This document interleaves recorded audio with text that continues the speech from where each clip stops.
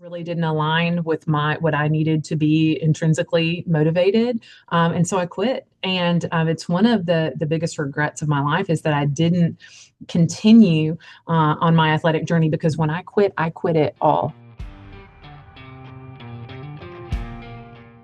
Today on the Sideline, I'm talking with the Vice Provost at the University of Memphis and Superintendent of University Schools. Dr. Sally Parish is up next.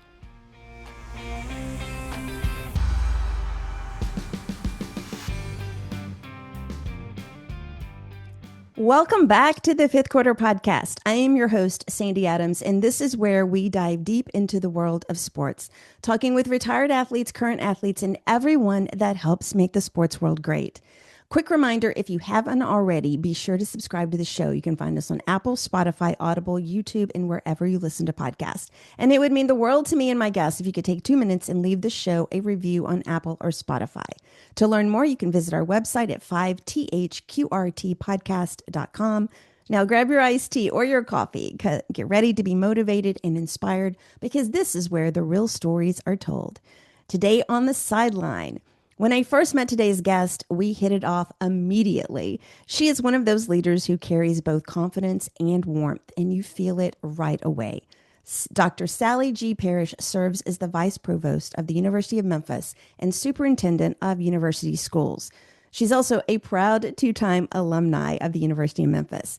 And under her leadership, that would be the university schools, the district has earned statewide recognition for innovation and academic excellence. Before stepping into her current role, Sally launched an award-winning student-athlete leadership development program at the University of Tennessee and taught leadership at the collegiate level to athletes across a wide range of sports. Her doctoral dissertation, Game-Changing Leadership, produced research that informed a new leadership identity development model for collegiate athletes, shifting the conversation from performance to personal growth. And while she leads at the highest levels in education, she also volunteers her time coaching a 4th and 5th grade campus school girls basketball team, staying connected to young athletes in a very real hands-on way. Earlier this year, she was named a 2026 Woman of Distinction by the District Administration Leadership Institute, one of only 5 women in the nation selected. But my favorite is she's also a 2026 American Heart Association Memphis Mid-South Woman of Impact. She understands leadership from the inside out in systems, in sport, and in identity. I cannot be more excited to welcome to the show Dr. Sally G. Parish. Thanks for having me, Sandy. I'm so excited. Like, we have been talking about this for weeks. We met, for those that didn't get that, I photographed you for the Women of Impact. And I literally remember, like, I think the first words out of your mouth, we started laughing. And I was like, oh my God, I love you. I really do. You just made things so much easier. And I won't get into all the fun we had on that shoot. But anyway, welcome to the show. Now, I want to ask this question. Like, did you grow up in Memphis? I did not grow up in Memphis. No, Okay. I grew up in a small town in Middle Tennessee, Where? Pulaski, Giles County. I know exactly where that is. Actually, I went to college with somebody from Pulaski. Can't Oh, remember. did you really? Don't ask me her name. I can't remember it right now. But yeah, and I'm actually from north of Jackson, McKenzie. So Okay. kind of close a Yeah, little bit. you know the small town vibe and sports in small towns and how much it Yes, influences yes. your development too. So growing up in this small town in Tennessee, like, why did you get into sports, or did you even want to get into sports? Yeah, so I am 5'9", which, you know, for a gal is tall. And I have been 5'9" since I was in the 4th grade. Oh my So, God. right, you can see me in school pictures, and I'm literally a head and shoulders Ah, taller. right. So when you grow up in a small town and you're a real tall girl, you find your way onto the basketball team pretty quickly. And so grew up playing sports, grew up in a single parent home, was raised by my father. And so the way we connected was really through sports. And and found that it was a place where me being tall wasn't weird. And Right. now I feel like more of average height, but at the time I felt kind of like a giant, and so I was able to put my height to good use and grew up playing basketball until I didn't anymore. And we can certainly dig into that too.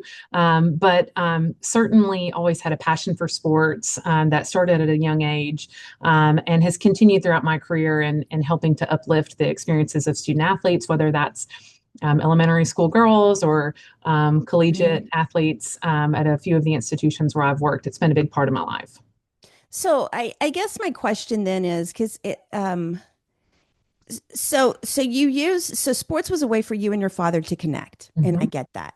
Did you ever feel resentful that you, because of your height, maybe got pushed, not because of him, but because of your size, got pushed into sports or into You know, basketball that is specifically? such a great question. Maybe not into the sport, but into the Mm, position. So when you are right, a tall girl on a basketball team in a small town, you're a center, right? right, And so right, no one really teaches you to be anything but a center.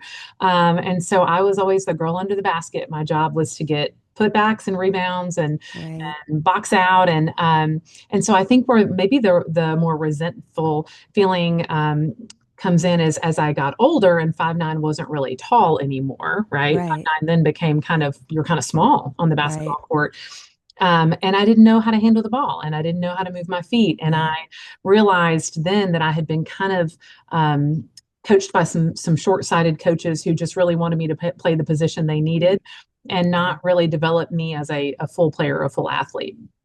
It's interesting because I'm very into the local sports scene in Memphis, and I go to a lot of the high school tournaments, and I have a huge awareness of what's going on and across the country. But I also see like especially at the high school level, less skills are being taught, and I don't know necessarily if it's because of the coaches themselves, like they've never been in a bigger position, and they're wanting their team to play the way they need them to pay for wins, right? That's right. I also see that these high school kids are playing more for Instagram highlights instead of learning, like, dunking is not playing basketball. Right. I mean, really. Um, and I think that I don't know necessarily if it's a shift away from skill sets, but I just think it's more visual now that the skill sets are not necessarily being taught. And I've had a lot of girls on here that have talked about, weight training. Their high school coaches did not believe in weight training for girls. And then they get to college and it's like, oh my God, I have to lift weights. Right. It's crazy. I digress just a little bit, but it's all relevant. So you get put into this position, you're playing this as a high school girl. Did you feel you had a leadership role then? Oh, no, Sandy. Interestingly, no. And I think this is kind of part of how I came to be someone who does what I do now. Right. I had a I had a not so great experience with a coach.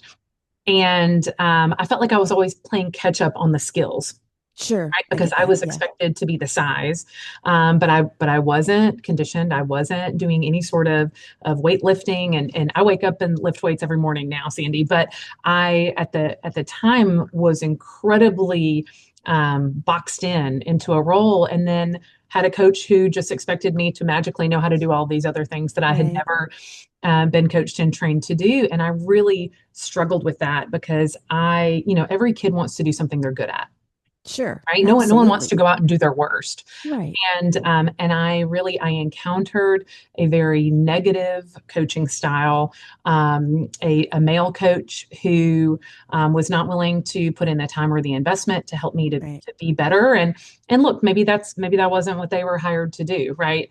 Mhm. But I found that the approach just really didn't align with my what I needed to be intrinsically motivated, and so I quit. And it's one of the biggest regrets of my life is that I didn't continue on my athletic journey because when I quit it all, Sandy. How I old were didn't you? run. I was a freshman in high school. I didn't run. I didn't jump. I didn't exercise. I Wow. was out. I was like, I am out. I'm done. I'm over it. And I didn't I played, intramural ball in Mm, college and had fun and, was able to kind of rekindle like, oh yeah, I do love this and I do right. miss this and I do enjoy this. But it has really motivated me as a parent and as an adult to want to be that great coach and that great role Sure. model for girls and to provide encouragement and inspiration and motivation and support for college athletes. Because I didn't have that, and it's a huge regret of mine that I didn't have the internal drive and strength to push through that because you're a 14-year-old girl, right? Exactly. It's like I mean, teenage girls, I mean, that's just an awkward time It anyway. is, yeah. Yeah. And I'm growing up with a single dad, right? Didn't have a mom Mm, in the home to really give me that inspiration either. And so I walked away from it. And I think about it a lot in working with kids, both in and out of sports, right. working with college student athletes. Like I think about that a lot. And I think about being that person that I needed then that I didn't Sure. You know, it's interesting you talk about that. Some of the women had on here, um, and probably more so women than men have talked about how they had that one coach or that one experience that really just gave them a bad taste about their sport.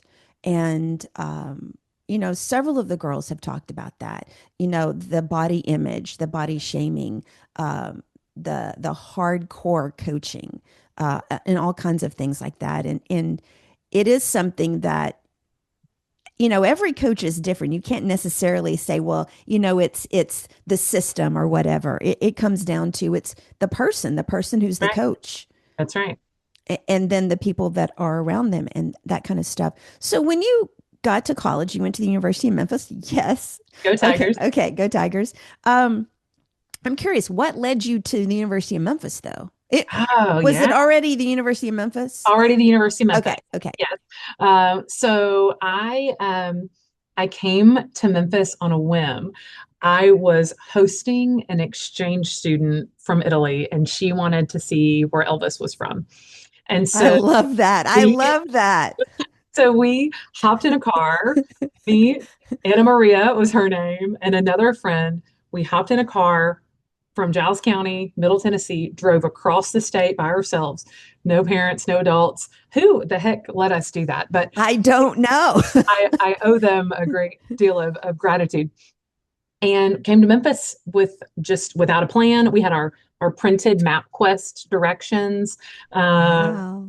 and thought, well, heck, while we're here, let's go on a campus visit to the University of Memphis. And I will tell you, I remember my tour guide, and I she and I still speak to this day.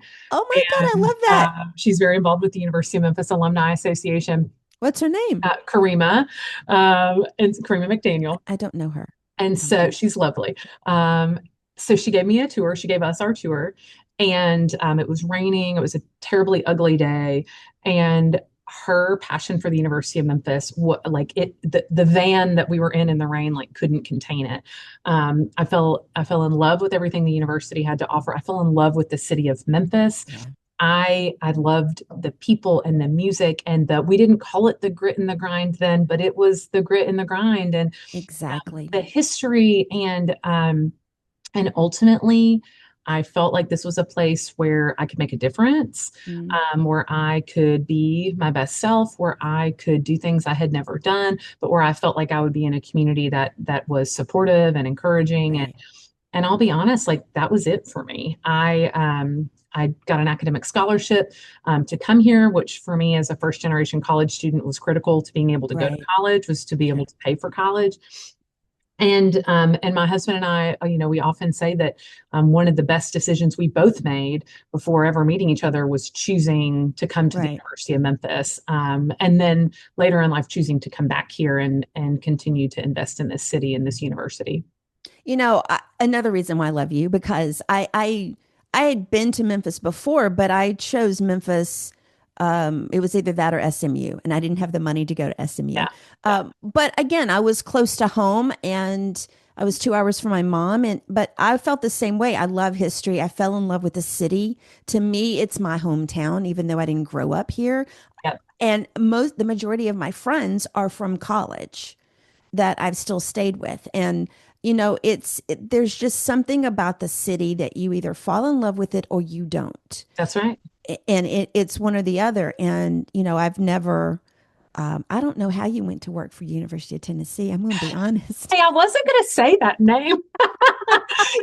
We had to like really get, how athletes have to like really get like their mind, like you have to block all these Yes. other things out and get a mindset about this one thing. That's what it felt like when we moved to Knoxville, was like, all right, we just got to like really wrap our minds around this. And I think for my husband, it was this like, okay, we're going to come here for 2 years and we're just going to take money from that university. That's what we're going to let them give us money. That's what it's going to be. And I will say, I got to do some really amazing things there. And so I am Sure. grateful for my time spent there. But really, it was all just training to get back here and Sure. do the real work in Memphis. I know I have another friend. He worked for the university for several years. And I'm like, how can you do that? And he goes, it's really difficult. I It is just go to very work and go home. That's right. You just have to like focus up. And I got to tell you, during football season, it was just miserable because if you didn't want to go to the football game, the whole city shut down, Well, right? sure. And It, so, unlike yeah. this, where there's just so much to do and so much to see and so many places to be. And I think in some ways, and I'm sorry for everybody's University of Tennessee out there. I do have people on here that went to the University of Tennessee, but I think that that's part of the issue is because it is so small that is the city. When I lived in Houston, we had like 10 universities, I guess. There were like new ones every day, so it wasn't as awkward. And even in Memphis, you've got multiple schools here. But you're That's right, there it's a small town with one school. Yeah. And I felt like the way that we were able to like make it meaningful living there Right. was that I found areas within the university where I worked to really invest my time and my energy. Sure. And Sure. so I cared about those students and those Right. experiences. And so that kind of carried us through our time there where we felt like we were able to make meaningful contributions to those individuals. And then when I felt like, okay, I've given all I have to give here and we've experienced everything there is to experience here, like it's time to go home. And we were thrilled to be able to move back to Memphis. My husband's from a huge Memphis Tiger family, Right. multiple generations of Tigers. And so we were welcomed back with open arms, Gibsons, Gus's, and Tiny Bomb. So if you're looking for sponsorship shout outs there, Sandy, truly, the moment we pulled into town, and Aunt showed up bearing I all, love all the that. Memphis I gifts. Yeah, love that. I it love was a that. great welcome home. Um, I just know we're going to have a lot of conversations over the next year. So let me ask you this: why did you end up at the University of Tennessee? Yeah, so I have a real passion for leadership education, leadership development, kids, adults, Right. executives, C-suite, you name it. And I had an opportunity there to come in as part of a department that did some leadership education, leadership training for college students, and was there briefly in that role. Mm, And then we realized at the institution that we really had an opportunity to maximize that leadership education work that we were doing. So I was able to serve as the founding director of the Center for Leadership and Service there. And okay. I really felt called, maybe not geographically to that part of Sure. the state, but Sure. to that work. And while I was there, I found that a lot of students that were from Memphis or from areas like Memphis, right? Right. More urban communities, they gravitated towards me because they found like, oh, she's a Memphis girl, she'll get it. Sure. And Exactly. like you, I Exactly. consider Memphis home, except for when someone says, oh, you're from Memphis.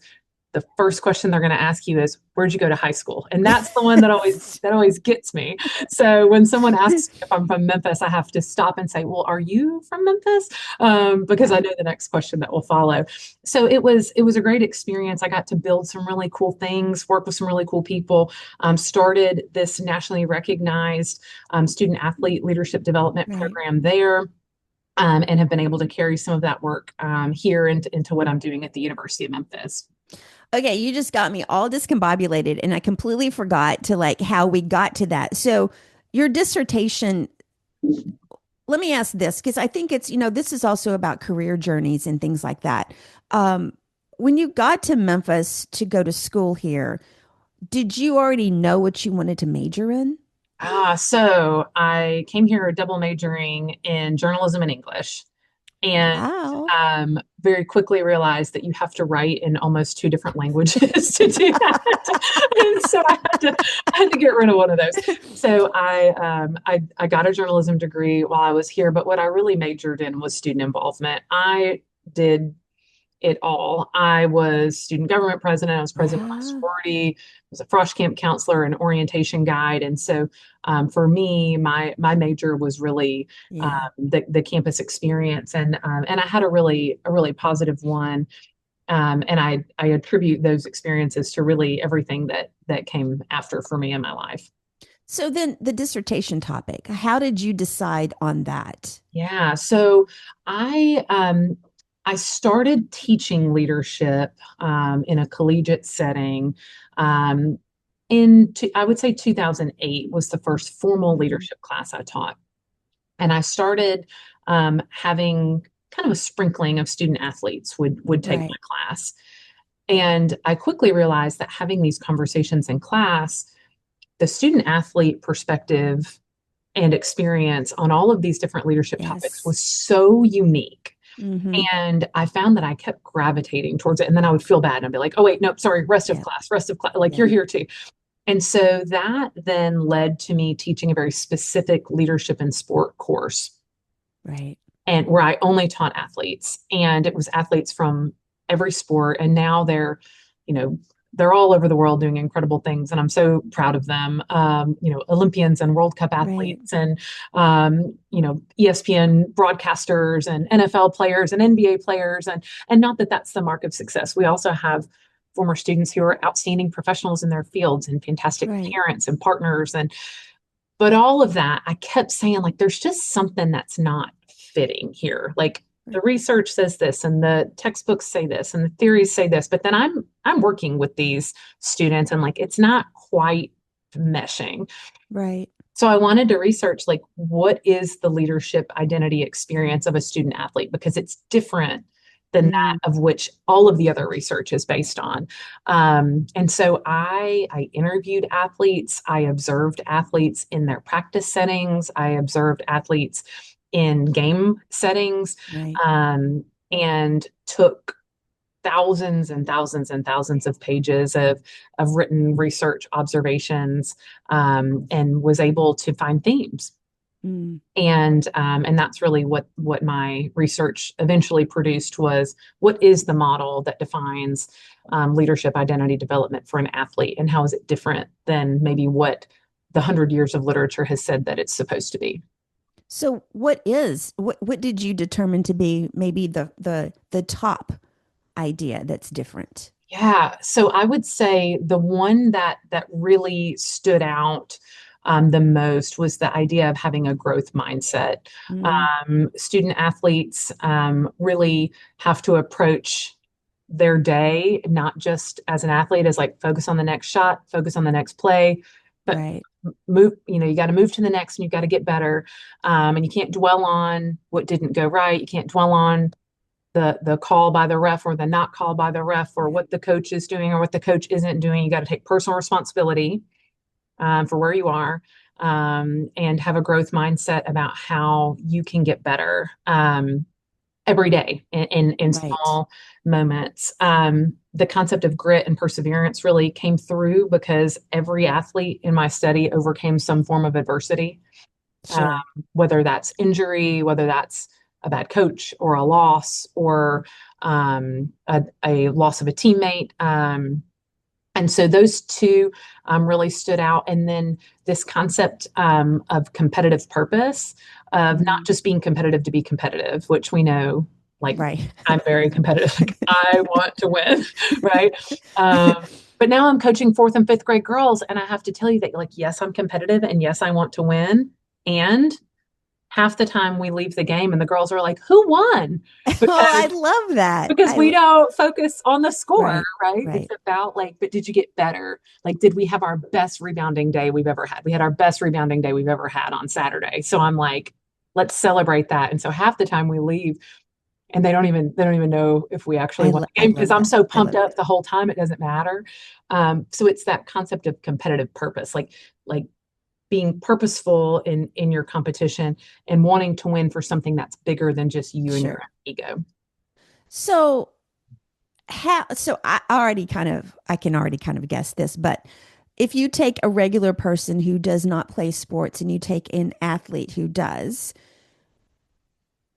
more than often it's going to be harder for the regular person to have that growth mindset. That's right. And what would you surmise would be some of the causes of that? Yeah, I think, when you commit, especially like the further in Mm, you go in your sure. athletic journey, right?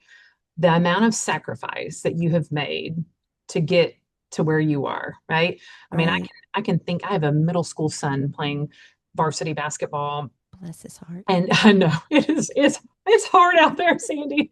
And and then in the off season he plays AAU, right? So Right. he's just all the time basketball. And I think about how many birthday parties he sacrifices, how many Yeah. family dinners, how many like vegging out days playing video games, right? And so you take that and multiply it over the span of Yeah. 20 years, the average sacrifice that an athlete has had to make compared to what we often call like gen pop, Right. the rest of Right. the world, it's significant. And so with that, they're facing hardships, they're facing loss, they're facing frustration, and that growth mindset is Yes. developed over Yes. time, right? Yes. And so you're an average human and may experience life in this fixed mindset.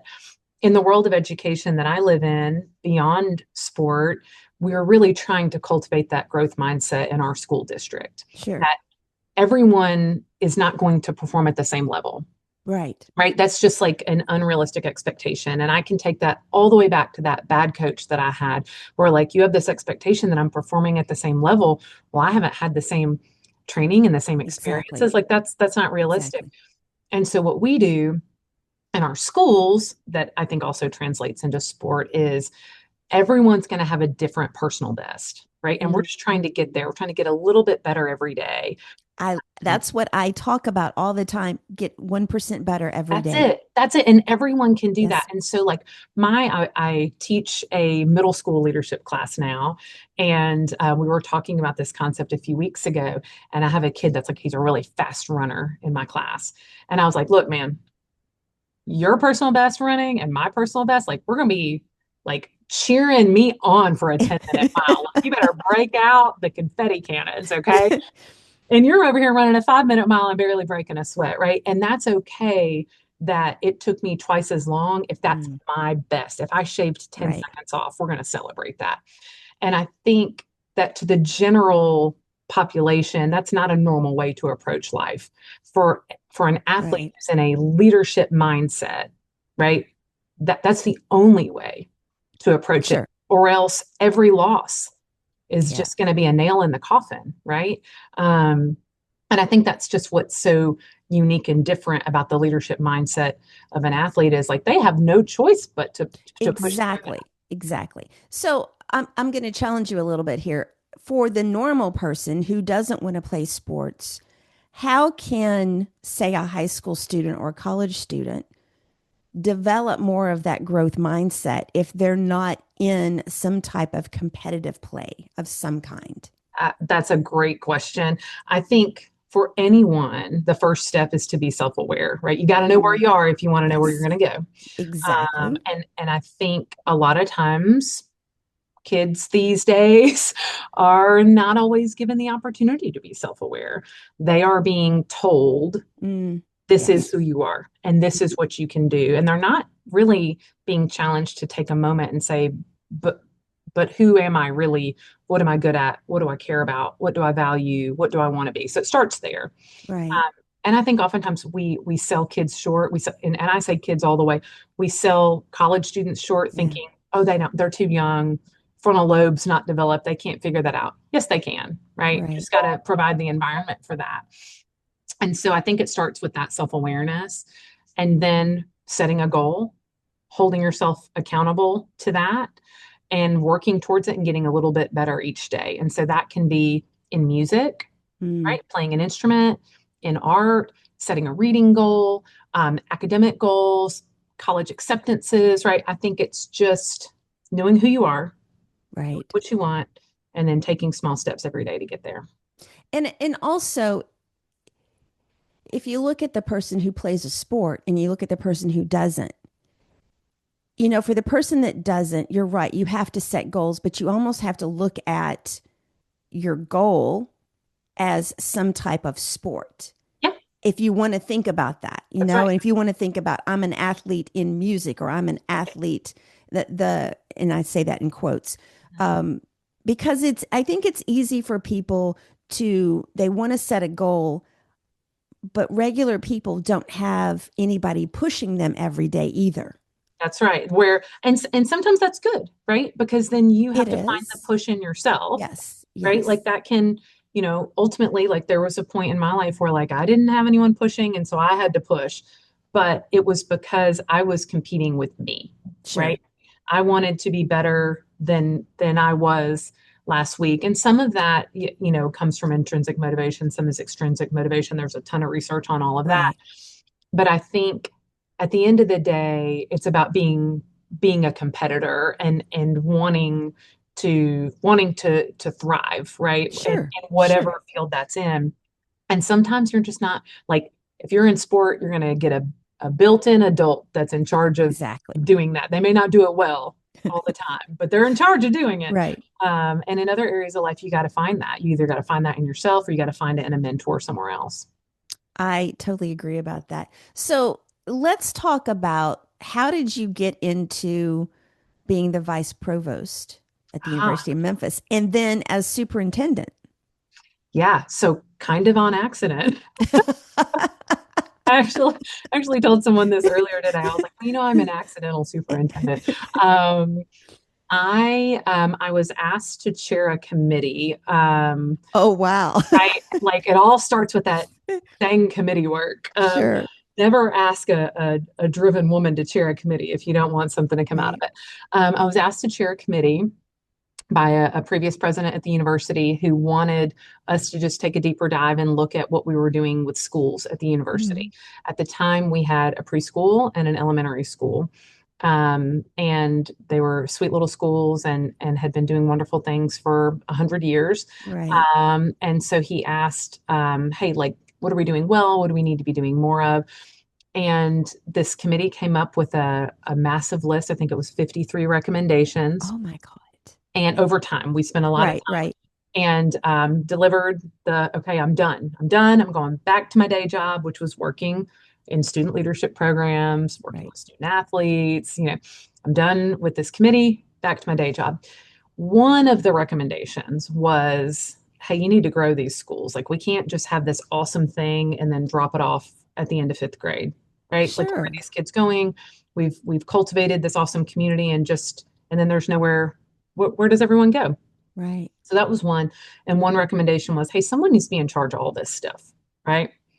Mm. Not me, someone.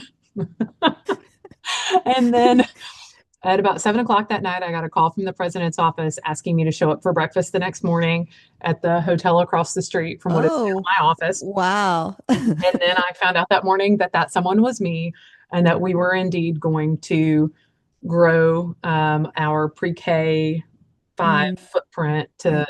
to serve all the way through high school. And I got to tell you, it's been a blast and an adventure ever since. We have opened a middle school, we've opened a high school, we've opened a school district, the first of its kind in the country. We've opened additional early childhood facilities, Right. and we just opened our second elementary school this school year. And so it's been a busy time. We have over 55 sports teams, not See, that's crazy. And it's funny because when I was reading that, I mean, I've been back in Memphis for 6 years. When I was reading that, I was like, I left Memphis and there was like a little bitty school over there in the corner of Zach Curlin. that's right. And then I'm like, where are all these other schools at? Yeah. Yeah. It's been just a period of completely unprecedented and tremendous growth. And, there's like the COVID pandemic smack dab in the middle of all of that, Yes, which yes. was just a really exciting time to work in K-12 public education. But, and I think, you know, at the end of the day, there were kids and families that wanted access to the type of education we provide. And if we can do it, then we owe it to those kids to do it. Sure. And we've been doing it ever since. And so it's a full-fledged school district with we have school locations on campus, and then we just opened one in the Sherwood Forest neighborhood, not far from South Campus. So I guess my question then is what kids are, what's the word I'm looking for? Okay to go there. Yeah, enrolled in our schools. Thank you. Yeah. Thank you. Yeah. So anyone, it's there's no academic requirement to get in. So we open the application every year, and then we do a lottery to fill the remaining seats. Faculty and staff at the university do get Sure. a priority, Right. as do siblings of currently enrolled kids, and then those that live within a 2-mile radius of our schools, Okay. because we do want to serve the neighborhood in Sure. which we're Sure. located. It blows my mind. We have every year when we conclude our enrollment process, we have over 1,000 kids on the wait list, which I think in some spaces would be something that people celebrate. Like, yes, we have something that like people Right. want. That's like so great.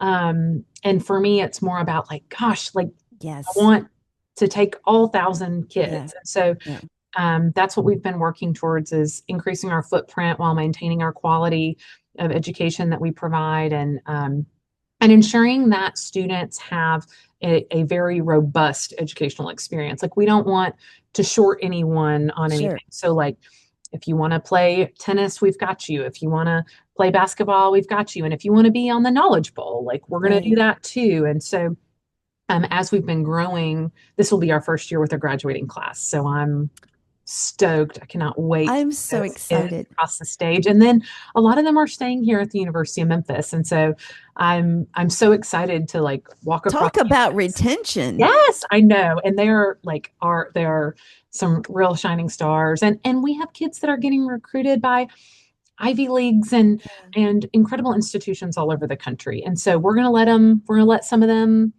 fly off and hope that they Right. return home and continue making Memphis a remarkable place.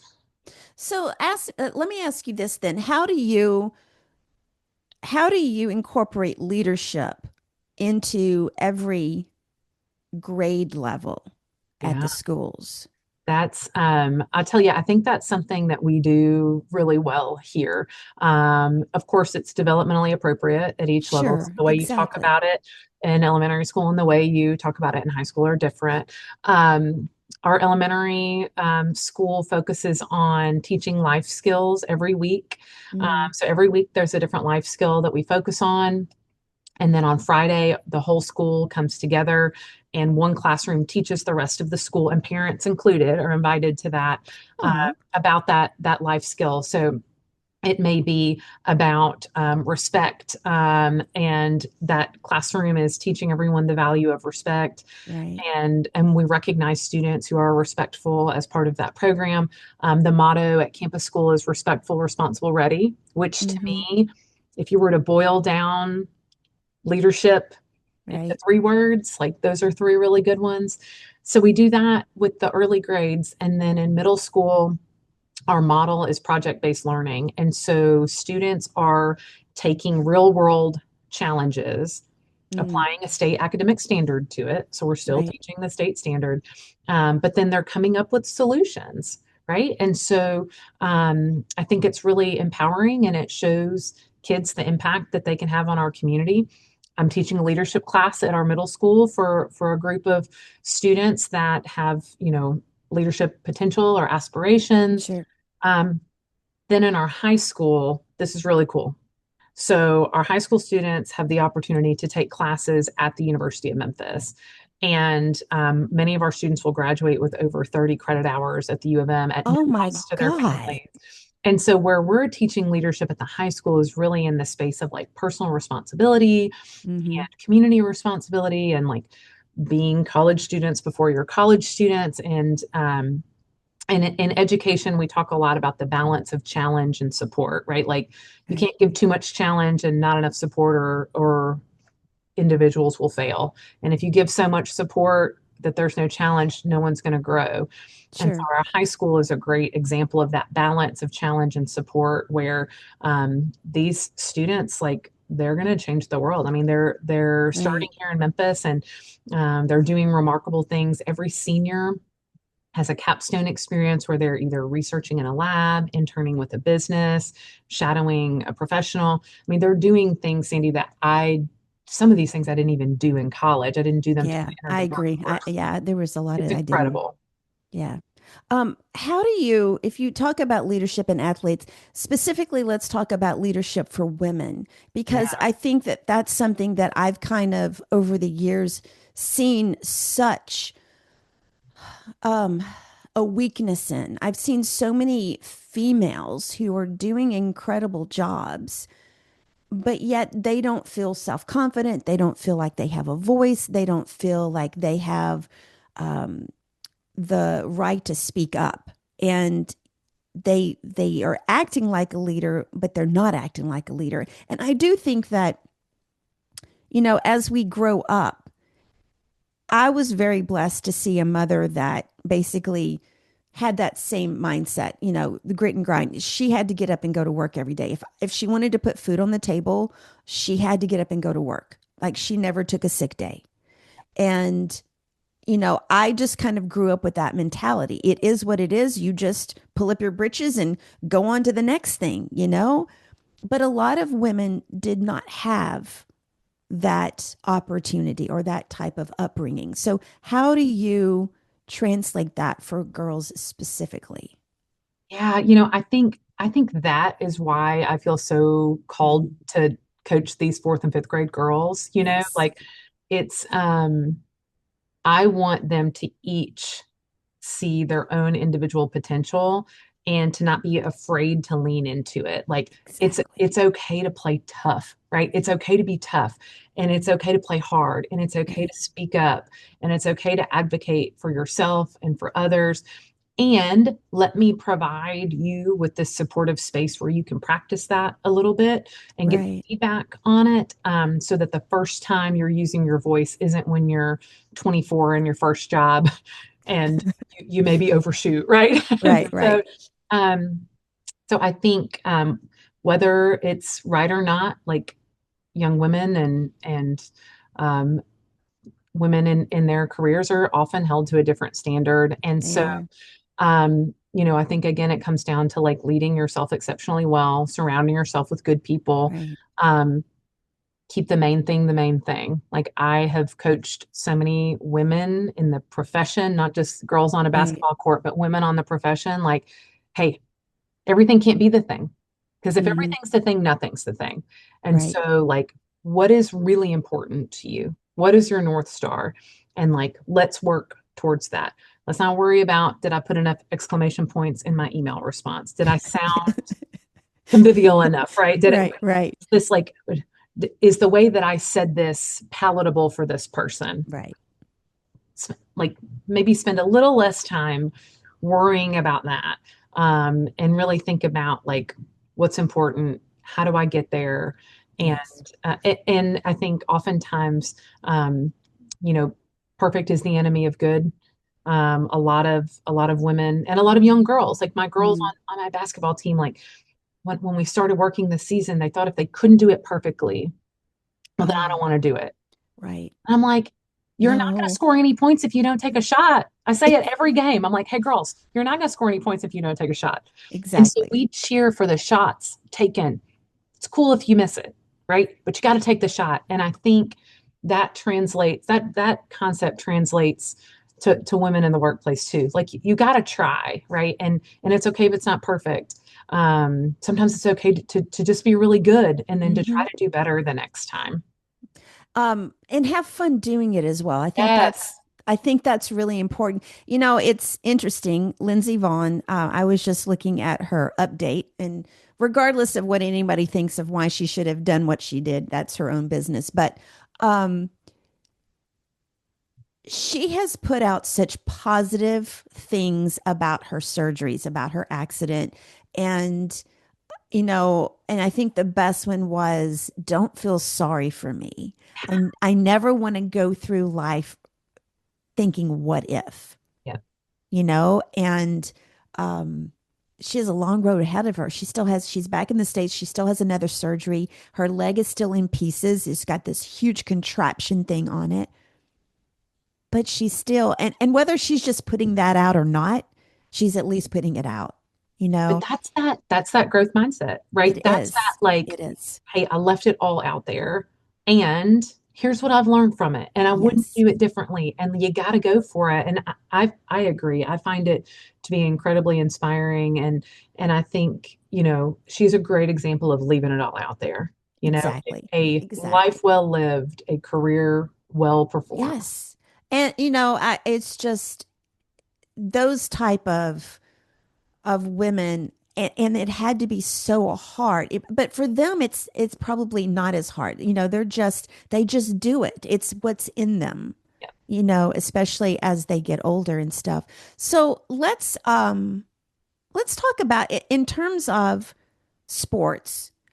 What is the difference between a captain and a true leader? If you're looking at sports teams. Yeah. I remember early on when I was teaching this leadership and sport class, we would always start with like, tell me who the leader is on your team. Right. And this is across sport, right? Hmm. Like Olympic sports, football. And the immediate answer was, oh, it's the captain, the coach, captains and the coaches. And then I'm like, really? Why? And they're like, well, because it's their title. I'm like, mm-mm. A title is a Exactly. title. Leadership is an action. So tell me Exactly. who's doing leadership, right? Like what is that act like? And then oftentimes they would kind of roll it back and they'd be like, yeah, it's actually not the Yeah. captain. The captain is a title. The leader is oftentimes someone that is behind the scenes, not in the spotlight, not with a title.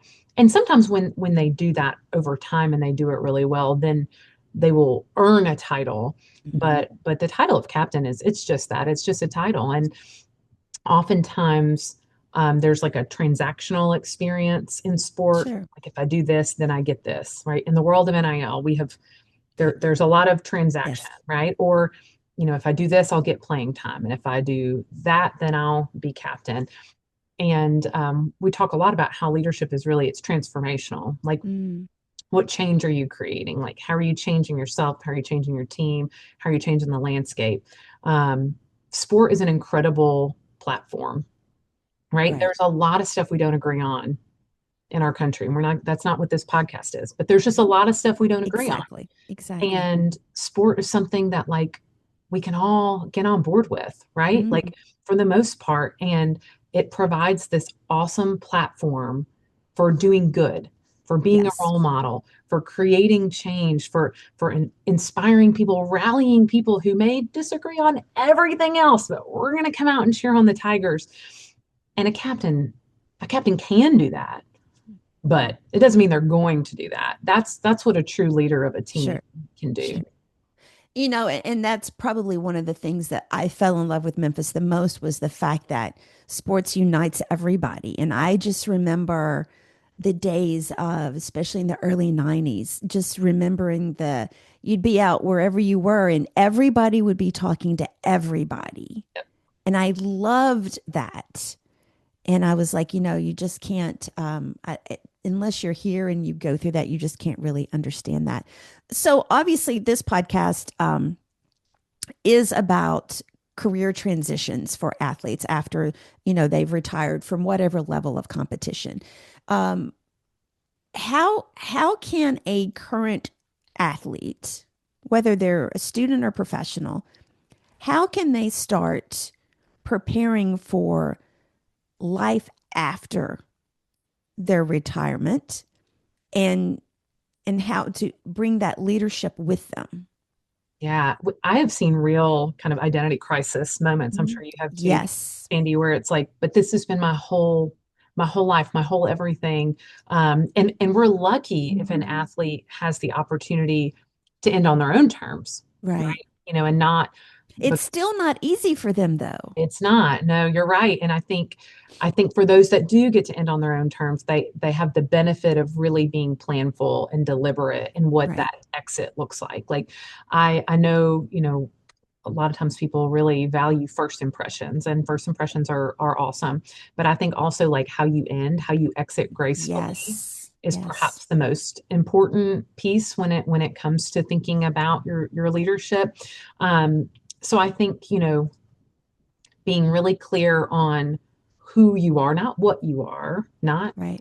not your not the shirt that you're wearing or the number on your back, but like who are you? Like what do you value? Right? What are those things that are most important to you? What is your vision for yourself, for your career, for your family? And I know it sounds silly, and especially if you're telling this to like a 22-year-old man, but like write it down, right? Like write it down, put it somewhere where you can see it. Now it's not like Dear Diary, right? But Right. like I will sometimes, like when engaging with students and professionals, like don't just say you value it, write it down, Exactly. put it on a piece of Exactly. paper, and start to really think through, okay, I loved being an athlete because I valued hard work in the Mm, community of my team and tradition and pride and loyalty, right? How do I find that somewhere else, right? Is it in a profession that I feel like I can like contribute meaningfully to? Is it in a church? Is it with my family? Is it in my neighborhood? And find a way to translate those values and those sure. commitments and that drive, because otherwise it can feel they can feel a little untethered. Mm, Um, absolutely. and I Absolutely. think no one wants to be spoken of in the past tense, right? No. No one wants to have a conversation about remember when you did, remember when you were, right? Because you're like, no, but I'm here, like right now. And then I think about, you know, for a lot of our athletes, no one really knows them as a person, right? We Absolutely. don't know That what you have is, going on, what you care about, that's what you're so passionate true. about, where you come from. We know that you're the one that does this when you get on the court or when you Right. get on the field. And so you have to really own like, but I am a person, and Mm, here's who I am, and let me tell you my story. And that can be hard because your story's been told for you your whole life. absolutely. And also, I think that, especially if they're really good, they've gone through so many years of everyone just putting them into one little box of this is who you are and this is what you do. Mike was it Michael Phelps? Yes. He talked about, when he after he retired and had won all the Olympic medals, he said, I don't know if this was ever my goal in the end because I had just gone on this journey of this is what I'm supposed to do. Right. And then look at the end when he had nothing else to accomplish really in his head when it came to Yeah. his sport. And that was difficult.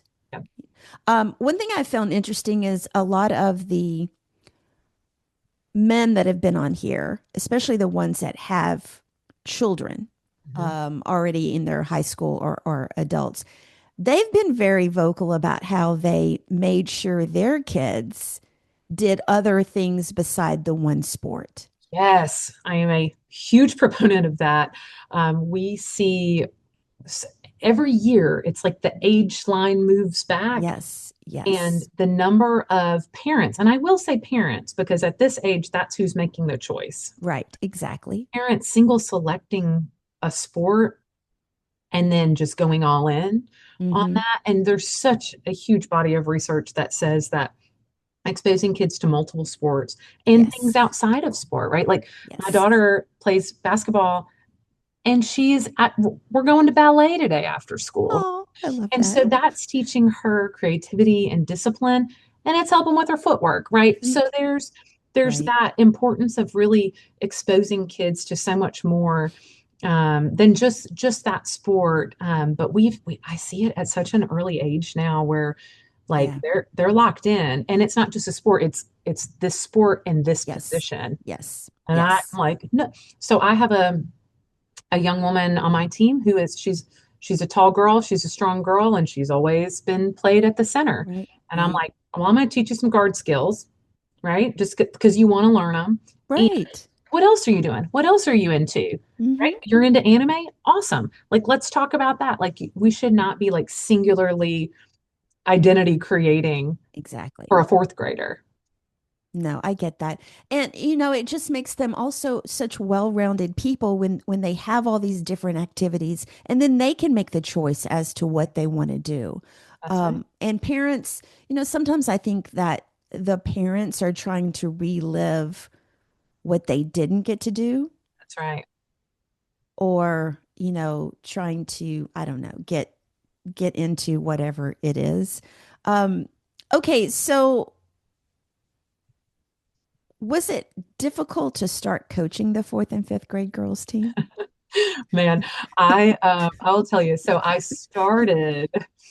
And why did you decide to Oh do my that goodness. in span of like creating this whole school Well, system, the school so district? I'll tell you, like some of the hardest hours I spend each week are at practice. Not, and I love it so much. But like it takes It a different level of it leadership, does. right? It does. So this actually started, let's see, 4 years ago, when my son was it 4 years ago? He was in the fourth grade and at campus school, and we had never had any sport programs at any of our schools Right. at all. And my husband and I were like, man, like he had my son had been playing basketball, um, church league ball around town. My husband had been his coach, and we had all these kids that really wanted to play. And we're like, you know what, we'll start a campus school basketball team. So we embarked on this journey, like made all these phone calls, like, hey, will you let us Right. in? Will you get us jerseys? Like, will you trust us with your kid? Right. Like, did all the things. And now there are 11 basketball teams at campus school. So Right. the program has just, it has grown tremendously. And so I started coaching young boys. Hmm. And this is my first year coaching a girls' team, and I will never go back. I love coaching these girls because we can also talk about things that girls deserve at some point to have a woman as their coach. I Sure think they do. that's I important. I absolutely agree. And some never do, right? Like there are some girls that will go their Right. entire career and they'll That's never right. have a woman as a coach. And so we get to talk girl stuff, right? Hmm. And we like last practice, we each girl got to pick a song and we would sing a Taylor Swift song while we're doing a dribbling drill. So it has been one of the more challenging things I've done, and one of the most rewarding, because the gains that you see in these girls, not just on the court, but just in their confidence and in the way they treat one another, not just in a game, but like at school, it is like that's why you do it, right? And Right. so every practice we end with, "Hey girls, tell me something you saw someone else do today that was really great." And what they're doing is they're getting in the practice of giving and receiving feedback, Sure. right? Sure. And so, so I'm teaching that to a fourth grader, right? There are Mhm. 40-year-olds that don't know how to do that, and so Very much so. and it's hard, right? Because you have to kind of put some guardrails around Yeah. it and give some coaching. And then we do a queen of the court every practice, every game. Who hustled the hardest, and you have to say why, right? And Right. so those are the moments that like that's it for me. Like that's why you do it. And we've won some and we've lost some, and we've had some interesting parents in the stands. So that's a fun part of fourth grade ball is you I'm get some sure. loud parents. And I'll volunteer to go run the book during like on a Saturday morning at our gym, for some kids basketball games, and you get some interesting parents out You there, do. You and so do. you get part of my role is helping the kids to like tune that out. And last game I had a girl, she was like, my mom keeps yelling to get in the paint and you keep telling me to go over here. And I was like, well, who's your coach? You. And I was like, then don't listen to your mom. But just right now, for the next 18 minutes, then listen to your mom, right? That's right. But it's teaching them like tune it out, focus up, stay positive, move on to the next play. And it's hard. There's a lot of feelings, a lot of There emotion, are. There so are. many I'm feelings. sure. I'm sure. Um, And and that's right. It's part of it. It's like Yeah. letting them feel the feelings and like get right back in here. So it's been great. It's hard, but it's been great. Yeah. Where do you see yourself in 5 years? Oh my goodness. Whew. At the University of Memphis. Of I course. I hope the I would love to retire from here at some Mhm. point, not in the very near future. This is, I feel like, where I'm called to be, where I'm meant to Sure. be. Um, and I hope we are continuing to grow our schools and grow our district and Yeah. serve more kids.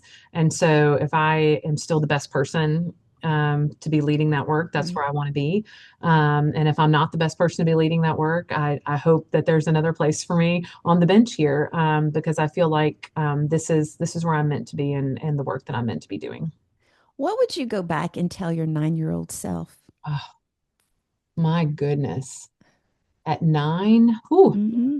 I pick 9 because I think it's a pivotal year. it I is. think I think that you're not quite you understand more as a 9-year-old than you did as an 8-year-old.